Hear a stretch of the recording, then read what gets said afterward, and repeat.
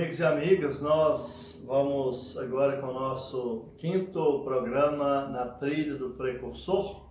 Para quem não me conhece, sou o Padre José Marcilon, da Paróquia São João Batista, aqui de Santa Luzia. E nós então estamos percorrendo o livro dos Atos dos Apóstolos com calma, né? Como eu já disse antes, nenhuma intenção de uma exegese profunda, mas tomar um gosto pela leitura da Palavra de Deus. E então, só mais um complementozinho da introdução do livro dos Atos, essa possibilidade, né, de Lucas ter sido médico. Então isso, há uma pesquisa que procura confirmar isso, escrito os Atos mais ou menos em torno do ano 80, e isso por causa de alguns detalhes que aparecem, né? Por exemplo, ele não narra o momento de prisão de Paulo, que aconteceu depois. Ele é um grande colaborador de São Paulo e, então, tudo isso ajuda a gente também a aprofundar na própria leitura. Lucas, o mesmo evangelista, associado ao grupo justamente pelo segmento muito firme e vigoroso de Paulo. A gente vê no próprio livro dos Atos muitas ideias, digamos assim, parecidas com a maneira de Paulo se dirigir à sua própria comunidade. E então esses registros ajudam a gente a compreender melhor também a própria leitura.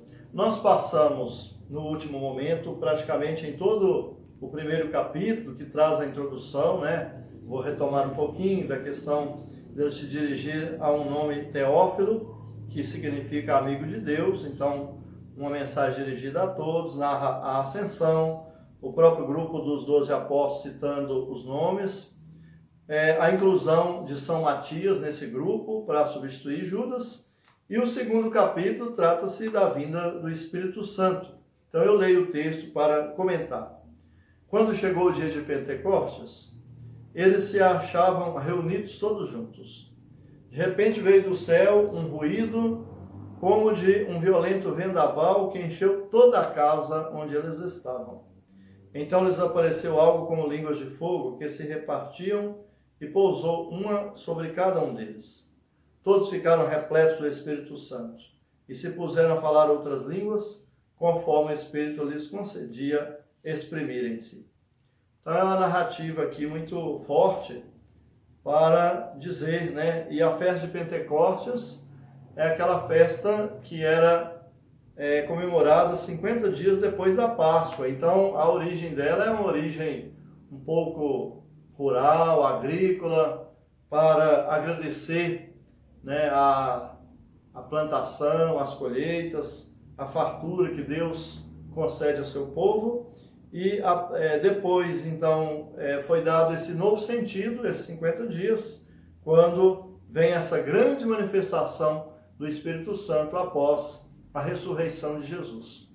Então, um texto vigoroso para mostrar que o Espírito, ele se apresenta em todas as circunstâncias, abençoa o seu povo. Esse Espírito inunda de força a própria igreja nascente, porque aquele pequeno grupo ali a gente interpreta como a igreja que nasce a partir da ressurreição do Senhor. Então, essa narrativa é para nós sempre importante, como eu estou dizendo, vigorosa, para mostrar a manifestação do Espírito de Deus, que de um lado ele é invisível, do outro é bem visível pela força dessa comunicação. Então, aquele forte vendaval significa a ação de Deus que vem sobre a comunidade dos que creem. E aí a sequência, a partir do versículo 5. Ora, em Jerusalém residiam judeus piedosos, vindo de todas as nações que existem sob o céu. Ao rumor que se propagava, a multidão se reuniu e ficou toda confusa, pois cada um os ouvia falar em sua própria língua. Perplexos e maravilhados, eles diziam: todos esses que falam não são galileus? Como é que cada um de nós os ouve em sua língua materna? Partos, medos e elamitas, habitantes da Mesopotâmia, da Judéia e da Capadócia, do Ponto e da Ásia, da Frígia e da Panfília, do Egito e da Líbia Cirenaica, os de Roma aqui residentes, todos, tanto judeus como prosélitos, cretenses e árabes, nós os ouvimos anunciar em nossas línguas as maravilhas de Deus. Eles estavam todos atônitos e em sua perplexidade diziam uns aos outros: que quer dizer isto?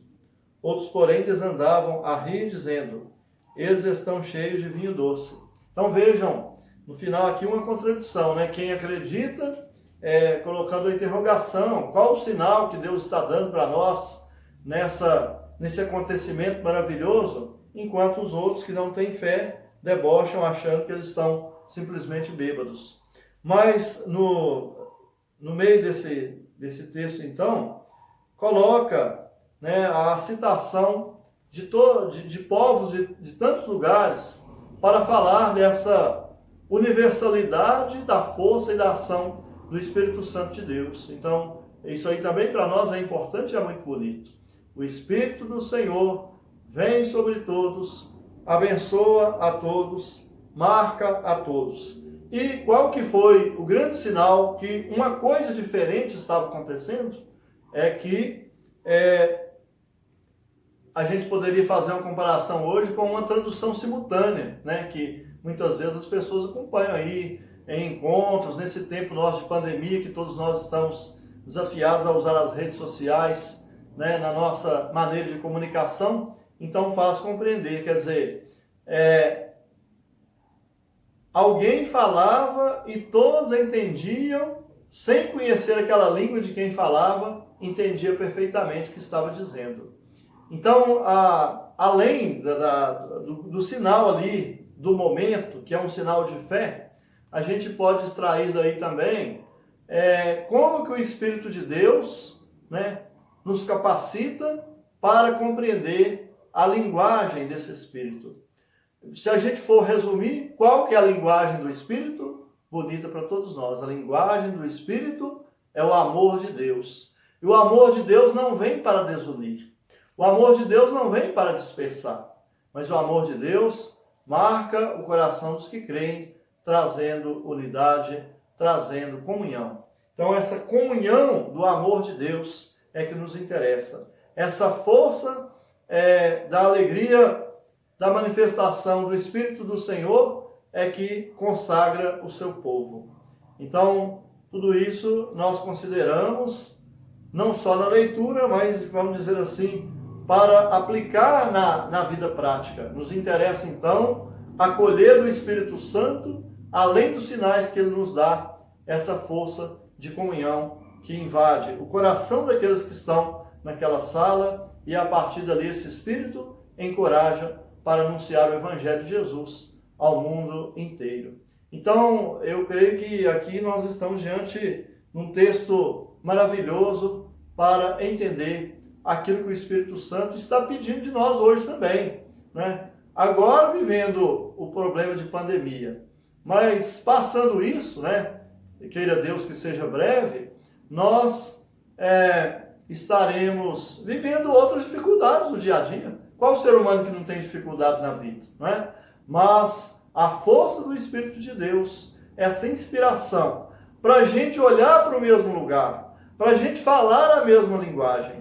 E falar essa linguagem significa amar a nós mesmos sem ser egoísmo, amando-nos uns aos outros. Peçamos que o Espírito Santo de Deus nos instrua, nos consagre, nos habilite para que hoje, né, vendo esse testemunho daqueles que receberam no início a força do Espírito Santo, nós que pela graça do batismo também recebemos o mesmo Espírito, que sejamos fortalecidos com a sua graça, com sua ternura, com sua presença e inspirados pelo mesmo Espírito, sejamos capazes de fazer o bem que o mundo tanto precisa. Levar a mensagem do Senhor, levar a palavra do Senhor com autoridade, com alegria e com simplicidade de coração. Que Deus nos ajude a cumprir com simplicidade essa missão, seguindo cada dia a trilha do nosso precursor.